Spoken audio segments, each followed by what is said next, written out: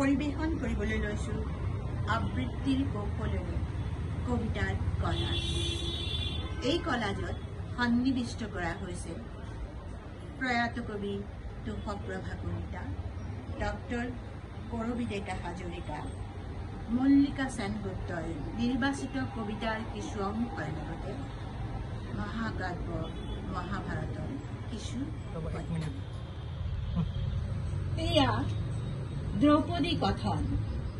তুমি দ্ৰুপদনন্দিনী দ্ৰৌপদী, যজ্ঞাগ্নি সম্ভৱা যাজ্ঞসেনী, কৃষ্ণবৰ্ণা কৃষ্ণ তুমি, পাঞ্চালৰ ৰাজকন্যা পাঞ্চালী, ভাৰত কুলবধূ তুমি মহাভাৰতী, ভুৱন বিজয়ী পঞ্চপাণ্ডৱ তোমাৰ স্বামী, পৃথিৱীয়ে জানে মই ৰাজকন্যা ৰাজৰাণী, গৌৰবিনী কৃষ্ণা যাজ্ঞসেনী, কোনেও নাজানে হাত মইহে নাৰদবাদী, ৰাণী হৈও নহওঁ মই ৰাণী, সাম্ৰাজ্ঞী হৈও নহওঁ যে সাম্ৰাজ্ঞী, ৰাজেশ্বৰী অথচ ৰাজ্যহাৰা, মই অভাগিনী নাৰী, যৌৱনৰ প্ৰথম পোৱাত উৎপলৰ বৰণমালা, যাৰ হাতিছিলো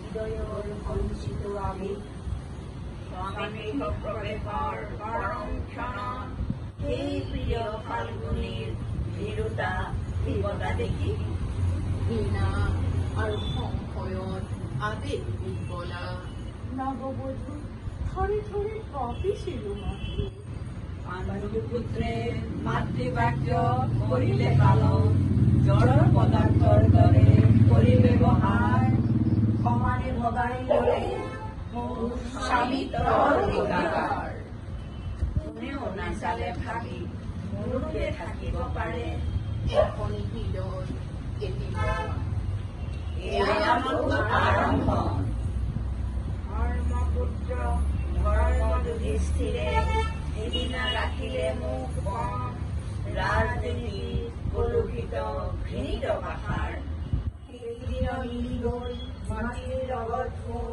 নাৰীত্বৰ চৰিত্ৰৰ যত অহংকাৰ, সেইদিনা বুজি পালো ভালদৰে মই দাস দাসী ধন ৰত্ন মৰমত্ত জোৱাৰী স্বামী, হাই মই যেন কেৱল বুঢ়ী, হে নন্দন জ্যেষ্ঠ পাণ্ডৱ, দুৰ্গবীৰাৰ পত্নী কণ কৰাৰ অধিকাৰ দিলে তোমাক কোনে, মইতো নহওঁ কেৱল তোমাৰেই স্ত্ৰী, ভীমাৰ্জুন নকুল সহদেৱৰ সন্মতি লোৱাৰ প্ৰয়োজন নকৰিলা কিয় তুমি, এই নেকি তোমাৰ ন্যায় নীতি, মই সেই সৰ্বগুণ সম্পন্না সৌভাগ্যশালিনী সুদৰ্শনা, দেৱদানৱ যক্ষ সবাৰো আকাংক্ষিতা, সৰ্বশ্ৰেষ্ঠ শক্তিশালী পঞ্চপাণ্ডৱৰ শ্ৰী দ্ৰৌপদী, কি অপৰাধত ৰজস্বলা এক বস্ত্ৰ পৰিহিতা, ৰাজবধূ চুৰি কৰি চুচুৰাই অনা হল কৌৰৱৰ ৰাজসভালৈ, প্ৰকাশ্য ৰাজসভাত পলে পলে হৈছো মই লজ্জিত লাঞ্ছিত অপমানিত, আজি এই পুৰুৰাজ সভাত জাতি বুলি সম্বোধন কৰা হৈছে মোক, সেই যুধিষ্ঠিৰ সুতপুত্ৰ কৰ্ণই মোক বেইছা বুলি বিদ্ৰোহ মানিছে, দুৰাত্মা দুৰ্যোধনী পুৰু প্ৰদৰ্শন কৰি কিহৰ ইংগিত দিছে, মই যে ভাষা খেলত পৰাজিত স্বামীৰ বন্য, মোৰ সতীত্ব আজি বিপন্ন, পাখণ্ড দুঃশাসনৰ হাতৰ মুঠিত লৈ মেঘপৰ্ণ ফুৰা চুৰিৰ গুচ্ছ আৰু পৰিহিত একমাত্ৰ বস্ত্ৰ, পুৰুষে পুৰুষে যুদ্ধ প্ৰতিশোধ ৰমণীৰ চিৰ কাহানী, এই পুৰুষসভাত আজি ধৰ্ম কৌ, সভাত হৰিজন সকলো ইমান ধিক ধিক গুৰুবৃদ্ধ গুৰুজন, ধিক ভাৰতবাসী। আপোনালোক সকলোৱে মৌন হৈ চাই থাকিল অধৰ্মৰ জয় আৰু ধৰ্মৰ পৰাজয়। মোৰ পঞ্চপতি, তোমালোকৰ বীৰত্ব আৰু গৌৰৱ। এই ধৰ্মপুত্ৰ ধৰ্ম যুধিষ্ঠিৰ, এয়াই তোমাৰ ধৰ্মৰ বিচাৰ। তোমাৰ এই ভক্তি কেৱল আকাশ পালনৰ বাবেই। অৰ্জুন, তুমিও ক'ত গ'ল তোমাৰ অনুটংকাৰ? কোনো কৰে সি বিদ্ধ কৰিব নোৱাৰে দুৰ্যোধনৰ পক্ষ। নকুল, সহদেৱ, নাই নাই, নাই, মোৰ কোনো স্বামী নাই, ভাতা নাই, পিতা নাই, নাই গুৰুজন।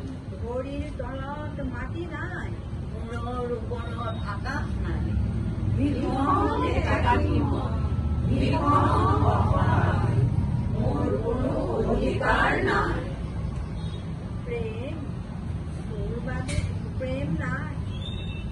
মই মাথো কেইটিমান প্ৰহৰৰ বিলাস সংগিনী। হে কৃষ্ণ, হে মোৰ প্ৰিয় সখা, ৰক্ষা কৰা, ৰক্ষা কৰা, ৰক্ষা কৰা। প্ৰকাশ্যৰা সভাত এই লাঞ্ছনা সমগ্ৰ নাৰী জাতিৰ লাঞ্ছনা। বিচাৰ হওক অধৰ্মৰ, অধৰ্ম পৰাজিত হওক ধৰ্মৰ ওচৰত, অধৰ্ম পৰাজিত হওক ধৰ্মৰ ওচৰত। মই যে যাজ্ঞখিনি নাবান্ধো মোৰ খোলা চুলি, ৰুক্ষ কেশত তেজ সানি লম এই মোৰ পণ।